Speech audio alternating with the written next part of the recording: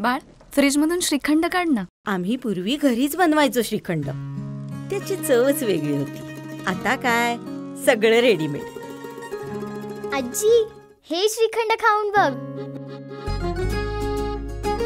आज तुझ्या आईनं घरीच बनवलं की काय?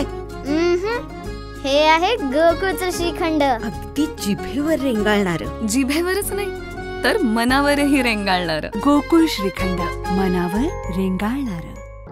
कोल्हापूर जिल्हा परिषदेला 57 कोटी रकमेचा गंडा घातल्याची खळबळजनक बाब समोर येते. कोल्हापूर जिल्हा मध्यवर्ती सहकारी बँकेचे बनावट धनादेश करून त्याद्वारे हा गंडा घातल्याचे लक्षात येताच जिल्हा परिषदेच्या वित्त विभागाने दाखवलेल्या सतर्कतेमुळे ही रक्कम जिल्हा परिषदेच्या खात्यावर सुरक्षित असल्याचे सांगण्यात आले. या प्रकरणी शाहूपुरी पोलीस ठाण्यात गुन्हा नोंद करण्यात आला. या संपूर्ण प्रकरणाची सखोल चौकशी झाली पाहिजे.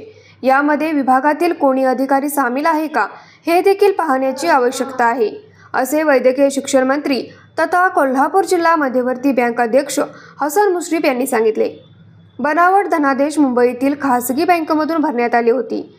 वेळीच ही बाब लक्षात आल्यामुळे आणि बँक अधिकाऱ्यांनी कार्यवाही केल्यामुळे ही सर्व रक्कम जिल्हा परिषदेच्या खात्यावर जमा झाली आहे, असे जिल्हा परिषदेचे मुख्य लेखा व वित्त अधिकारी अतुल आकुर्डे यांनी सांगितले. जिल्हा बँकेच्या खात्यावरील 57 कोटी रकमेचा गैरवापर करण्याच्या उद्देशाने परस्पर व्यवहार करून जिल्हा परिषद वित्त विभागाची फसवणूक केल्याबद्दल अज्ञाताविरोधात गुन्हा दाखल करण्यात आलाय. न्यूज मराठी 24 कोल्हापूर.